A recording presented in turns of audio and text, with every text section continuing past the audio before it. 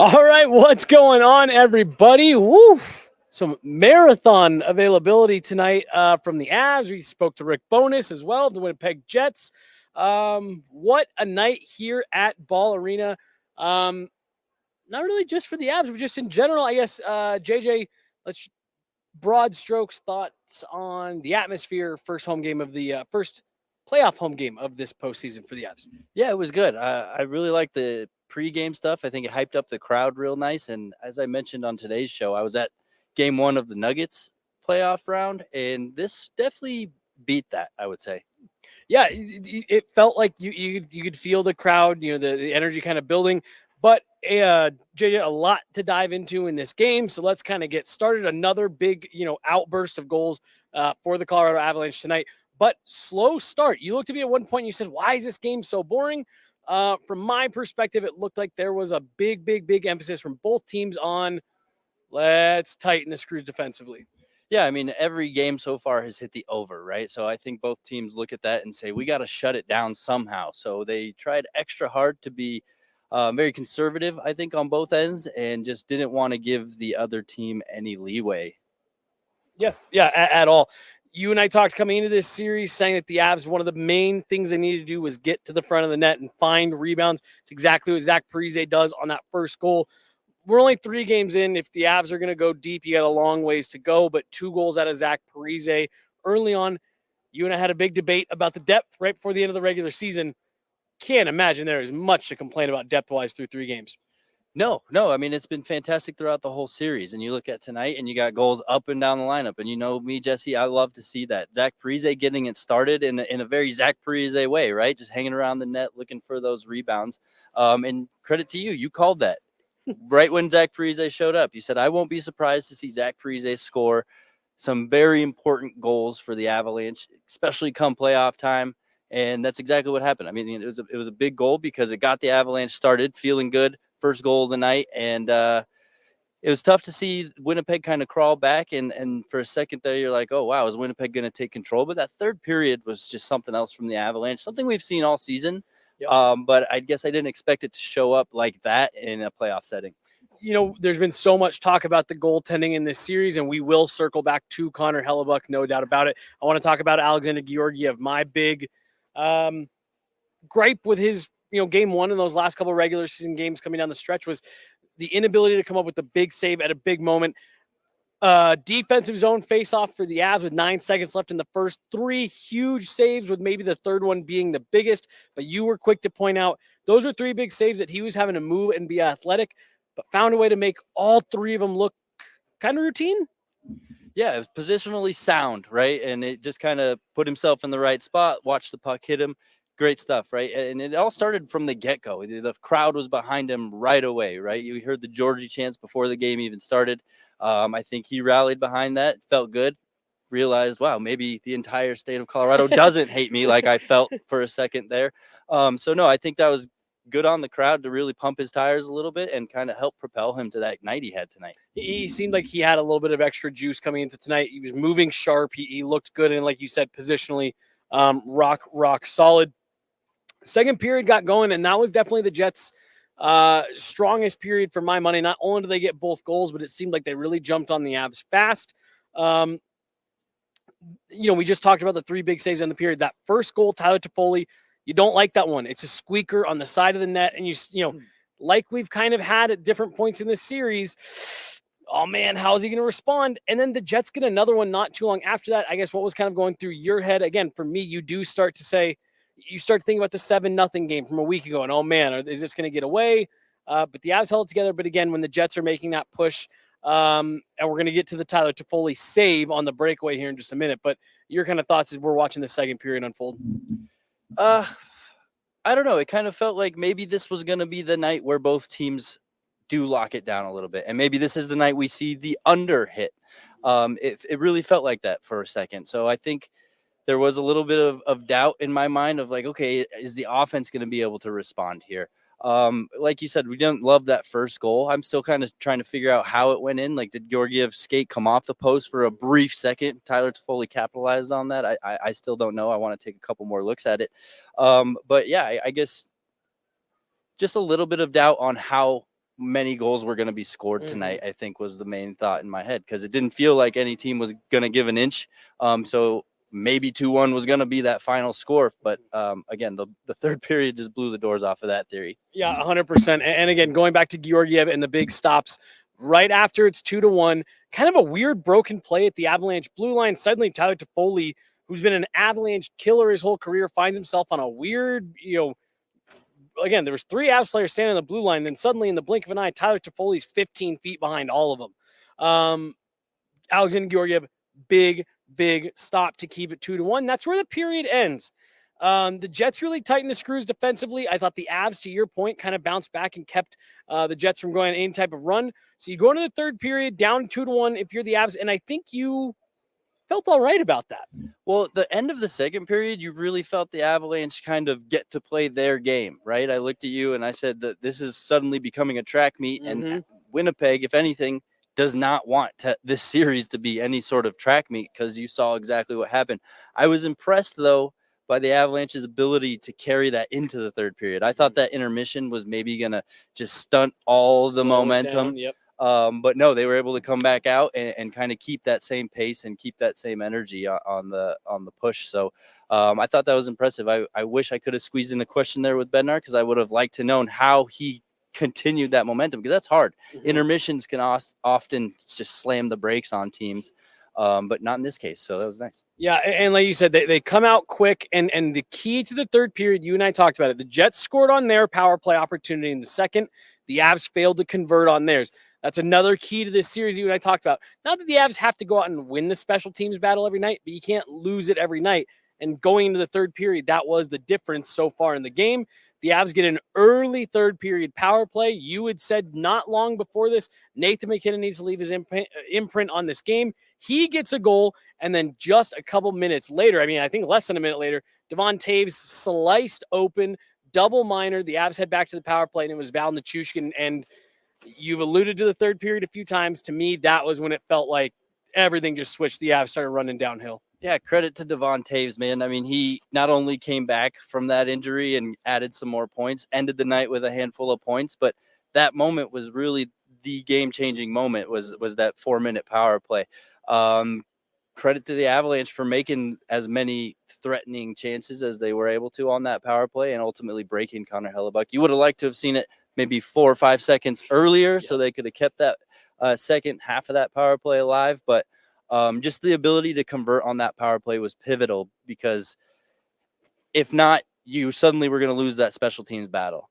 And I guess basically making that a wash at that point in the game, they needed that. One of as hard as offense was to come by for large stretches of this game, you needed to take advantage of those types of opportunities. So I think you're 100% right. I want to come back to Connor Hellebuck and the way he played that Val Nichushkin goal, the third goal of the game for the Avs, where he is suddenly trying to stack the pads and windmill. I want to come back to that. But look, like I said, it just felt like the Avs took over, and you mentioned it, and you and I were talking about it in the press box after Ross Colton scored, Lehkonen. Beautiful play from Casey Middleset to set up Arturi Lehkonen. And that was when I started telling you the Jets did exactly what you said they can't do. Right before the fourth goal, the Avs had taken the lead, and you saw the Jets start to press. And suddenly they were trying to turn up ice really quickly. And they weren't falling back into their structure. They were running up and down. Suddenly it was odd man rush for the Avs, a rush back the other way for the Jets. The Jets try to enter the zone. Puck's going the other way. Boom, blink of an eye, 2-on-1. Beautiful pass from Casey Middleset. And to me, that felt like the game was over. Yeah, and credit to both of those guys. I think Casey Middleset and Arturi Lehkonen were both brilliant tonight. I mean, Arturi Lehkonen kind of there whenever anything was happening. Arturi Lehkonen was kind of in the middle of it. And Casey Middleset had a couple of amazing passes tonight, a lot of just displays of great vision. We know the skill he brings, so that's no surprise there. But just his ability to know where these guys are, like the chemistry is already as if he's been here for several years, at least at this point in time, it feels that way. So great vision, great attacking from Arturi Lehkonen, and just those two guys were stellar tonight. Yeah. And I mean, you and I were talking about you have a chance to put the dagger. That's exactly what Ross Colton does right as a power play expires. The Jets got caught in a track meet. The Jets got undisciplined, and the Avs made them pay every single time. That's what you want to see in this time of year. And we talked about it in game one, when it went the other way, where you have to capitalize on mistakes. The teams now are just too good. The teams that are left, they're just too good. Their structure is too solid, unless you're talking about like the Caps or the Islanders, out east. But like their structure is too solid that you have to take advantage when there's a mistake. Felt like the Avs gave up too much off of mistakes in game one, and they've really cleaned that up. And they just seem to be capitalizing. They're making the Jets chase. The Jets don't like to do that. What a sign of a great team, right? To really put your foot on the throat. And I think the Avalanche smelled blood, and Yes. Winnipeg was kind of becoming unraveled. You saw a couple penalties start to pile up on them, and just the emotions of the game took over. The Avalanche stayed cool, calm, and collected, and just capitalized. I mean, it was as simple as that. And again, it's just a sign of the experience that this team has and their just ability to stay cool during wild moments. Let's talk a little bit about Connor Hellebuck here. You just used the word unwind a little bit for the Jets. And I mean, in that last minute, it ends up maybe costing Brendan Dillon the rest of the series. They were really trying to mix it up. They were trying to send some physical messages for the next couple of games. But I want to talk about Connor Hellebuck specifically. I thought Connor Hellebuck was really good in this game for 40 minutes and even a little bit extra. I was even starting to sit there and say, gosh, are the Avs going to get goal lead out of this game? They come out, put together a really good performance and lose 2-1. Nathan MacKinnon scores. The building gets back into it. Things start going. And I thought the product of that third goal was him starting to come unwind. That was just a really uncharacteristic play. We don't have the highlight we can plug in here live, but the puck went from his left to his right. And instead of doing the normal Connor Hellebuck thing that we normally see, push off, get square, get big, he rolls onto his stomach and kicked his legs in the air, and he could only hold him there for a second. Val Nichushkin just waited for his legs to move and then put it into a mostly empty net. I'm not sure if his defenseman maybe, their feet got caught or something, because I saw the defenseman kind of stumble over Hellebuck after that as well. But yeah, it was a strange goal, strange way to play it. I hope for Hellebuck's sake that there was a defenseman kind of interfering there, because otherwise it's a head scratcher. I don't understand why he would try to play it like that. And it was good on the Avalanche to make him pay, right? Well, so again, like I'm looking at Connor Hellebuck, and let me ask you, I think he's played 3 pretty good games. I'm not going to say great. Like, he's looked solid. He's made big stops in all of them. JJ, we're 3 games into the series, and suddenly he's got 15 goals in the back of the net behind him. And again, I think if you talk to Rick Bowness, if you talk to Winnipeg Jets media, like, they're not necessarily bad games from him. The Avs are just generating that much offense. What's your kind of read on where Connor Hellebuck is at? I think he's kind of going how his team in front of him is playing, right? And you know how I always say this, it takes 6 guys to play goalie. And at first tonight, you really saw them protect the house. I think I saw 3 guys surrounding Hellebuck, making sure those rebounds weren't squeaking out, making sure the Avalanche weren't, putting themselves in dangerous position. But then as the Avalanche started to take more control, that collapsed a little bit, right? And they were maybe putting that on the wayside and thinking offense, we got to score, and maybe not protecting him quite as much as they were in the beginning. So, I mean, you could say Connor Hellebuck played a good game, but at the end of the day, he got the loss. He got another 5 put up on him. And I think at the end of the day, we're going to all be, not us, Winnipeg media is going to be questioning what he's done in this series. Yeah. Like I said, dude, it's just interesting because we know what a dominant goalie he is. And to me, that felt like a lot of what we were seeing tonight. But again, you and I have talked so much. I feel like we've already referenced several times. Oh, well, we said the Avs need to do this coming into the series. Good play off the rush. I feel like we saw that at times again here tonight with the Casey Middlestat to Arturi Lehkonen goal. And we said they need to find rebounds. We saw that with the Zach Parise goal. Then you said Arturi Lehkonen and Val Nichushkin need to have their butts planted right in front of Connor Hellebuck all series long. That Nathan MacKinnon goal happens because he never even sees it. Because of those 2 guys in front of the net, right? I had another thought, but it escaped me.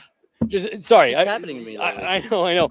We were saying that the Avs are continuing to do a lot of the things on offense that we were saying. If you're going to go up against a guy like Hellebuck, yeah, and I think the play through the neutral zone is exactly what we're seeing, right? We even seen the Avalanche a couple times try to flip that puck over the Winnipeg D and just send someone flying. And that's exactly, I think, the message within their room. We got to fly through that neutral zone because that's the way we get these guys on their heels. And that's exactly what happened.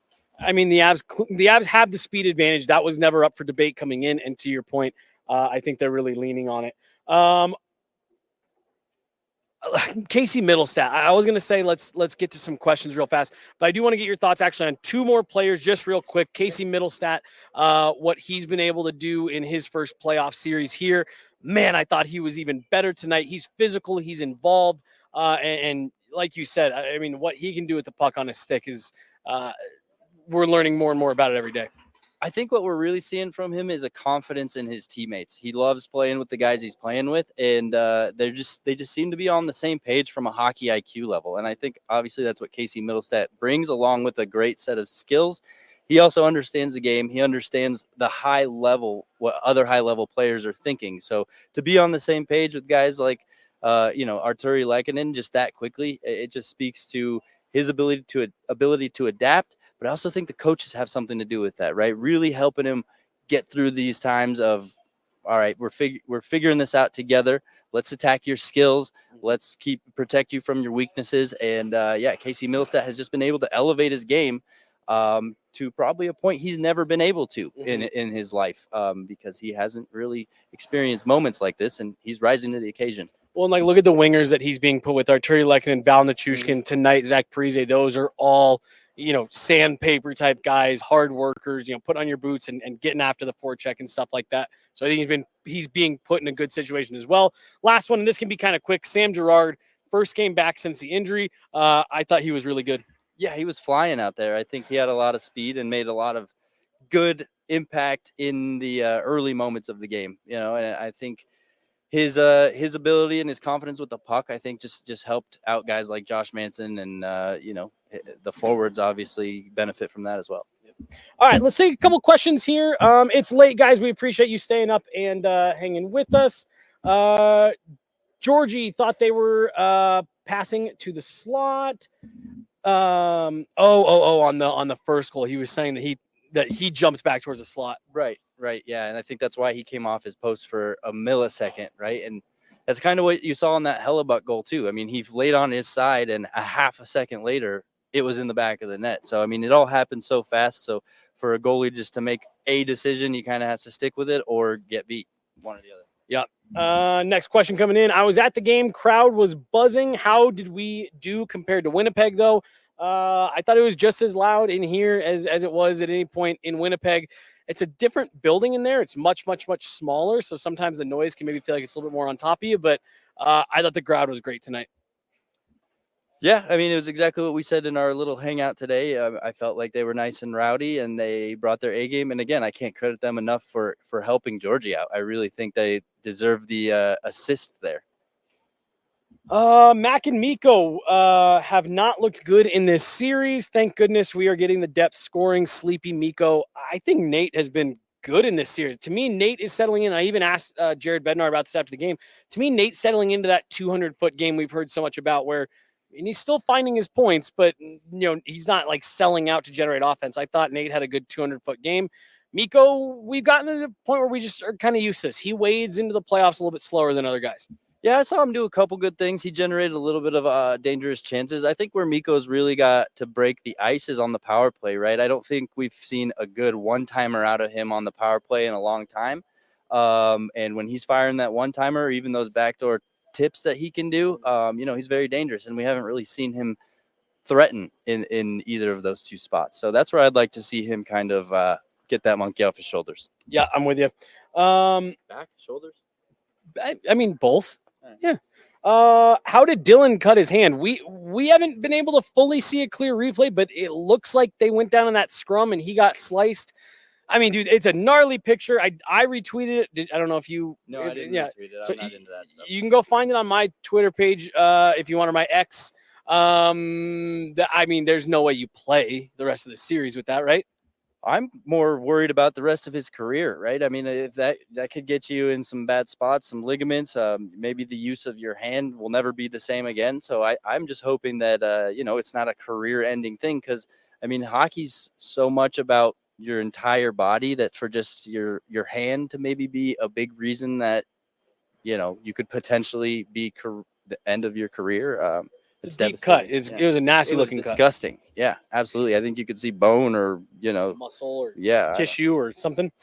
Coming down to the last few here. Where was this version of Yoel Kiviranta in the regular season? What a playoff legend. Look, he is a guy that has taken his game up a major level, getting kind of like Darren Helm-ish kind of vibes, where it was like, he's kind of a healthy scratch guy, and then not very quickly. Yeah, I mean, playoffs is so much just about effort and heart, right? And I think those are two things that Kiviranta those are two things that he has. And I don't know what else to say. Kiviranta has been fantastic. We've seen him do it against the Avalanche in the past, so no surprise that he's doing it again. I mean, he shouldn't even be in the lineup if you really look at it. So I think he's just taking the moment and making the best of it and trying to make some noise out there because it's the playoffs. What else are you going to do but just give a max effort and, try to get in people's faces? The point of him, not supposed to be in the lineup, I think is a good one because it looks like he's trying to earn that spot every night. Yeah, exactly. Maybe the last one here. This team has that 22 feel where everyone works and have the depth. Trennan, Colton, Wood, Duhaime are huge for the bottom six. And what exactly are we missing? Were we missing last year besides Val? Jared talked about this and he said point blank, our depth is like night and day better than last year. Again, you and I had that big talk about depth right before the end of the season. I don't even have the numbers. That's how good they've been. I don't have the numbers for what exactly the depth contributions are because it's a large enough total. I don't just have off the top of my head. Trennan was a beast tonight. I mean, the way he's laying bodies, the speed he's attacking, the forecheck on. I mean, he's been such an awesome fit. And I think that's the difference between this team and the ones of past is they have those big bodies now. They have the guys that love to play the physical game and don't shy away from very much at all. And I think that's what playoff hockey is all about, right? So if you have those guys that are maybe, they just kind of go through the motions, you wish you could see a little more through the regular season. Once they elevate their game to playoff level, like Miles Wood has, like Ross Colton has, like Kiviranta has, Trennan, Arturi Lehkonen, like these are guys that love to bang, right? And so, they're just raising their level to playoff level hockey. Last one, our guy Blake. Who has the best breakfast burritos? You self-proclaimed breakfast burrito expert, connoisseur? I don't remember. Oh, we're just giving free ads on this show. I'll give it to Gomez Burritos. There's a couple locations throughout Denver. Get it hot. Hey, Gomez. Not a sponsor, but we're here. That was a free plug. Dang, a ton of you guys in here right now. Thank you so much. I think that's about it. That fourth line has played a very heavy game. Kivy and Trennan have been playing so hard and so fast. Real nice. Look, we talked about it on the show yesterday. The Avs pushed the chips to the middle. They said, we think we have a group that can do this even without Gabe Landeskog. And I think you have to be really encouraged by what you've seen. But we've listed off a lot of guys tonight that they either brought in this season, got at the deadline. Like you have to feel good about the moves they've made. It's 2 games. You're up 2-1. There's still a long way to go in this series, but it feels like there's a lot to build on. And they kept that momentum going from game 3. I imagine if you're the Jets, you have to be getting a little frustrated at this point because the Avs have kind of run the table despite not getting the result in game 1. Yeah, not only frustrated, but a bit defeated, right? We're hearing Rick Bowness, he even chuckled to himself because he's like, you leave the puck out there and they're gone, right? That's kind of what he said. So, like, I almost kind of read between the lines and say, like, wow, the Winnipeg Jets are kind of sitting there like, we don't have answers for these guys. We try our hardest and they just are too fast for us. We knew coming into this they didn't have the talent to match at the top of the lineup, and we wondered how the depth would play out. With the Avs depth kind of matching what Winnipeg can bring, I think they're struggling to contain a lot of the speed and a lot of the skill. You guys are fantastic. It is, what time is it? It's past midnight. You guys are in here jumping in, chatting. We really appreciate it. You guys are why we have so much fun doing this, and we're just loving bringing you guys all this coverage. So we appreciate you guys continuing to follow along and sticking with us. I think it was Logan was in here waiting for us, and we were slow getting in, coming out of all the availability. So thank you guys so much. We'll have more live content coming your way. Ooh, something broke. Coming your way this weekend. I'm expecting some type of practice or availability tomorrow, and we will be right back here on Sunday. for Avs Jets game 4. That one's a 12:30 puck drop. Looking forward to that one. JJ, any final thoughts on the night? Anything to say to our lovely listeners? That's Leaf Blower Guy. Anybody who used to listen to Arif and I's post-game podcast from last year's playoffs, remember Leaf Blower Guy? He comes in, blows all the pom-poms into a pile. Good to see you again, Leaf Blower Guy, because it's playoff time. And other than that, go to bed, you heathens. It's late. What are you doing up watching us? We're going home. We're going home to go to bed. Big shout out to Mark. He makes all of this stuff happen. He makes sure that you guys can see us, hear us. We got a team of editors that are back at the Guerilla Sports Studios that make sure you guys are getting the content faster and cleaner than anyone else out there. So thank you guys so much for everything. Ton more fun stuff coming this weekend and beyond. We got Nuggets coverage as well. So we're Guerilla Sports. We're full go this weekend. No weekends for us. Thank you guys so much for everything. And we will talk to you tomorrow. Sunday, we'll probably be talking to you every day. Thanks so much, guys. We got to clean up around here.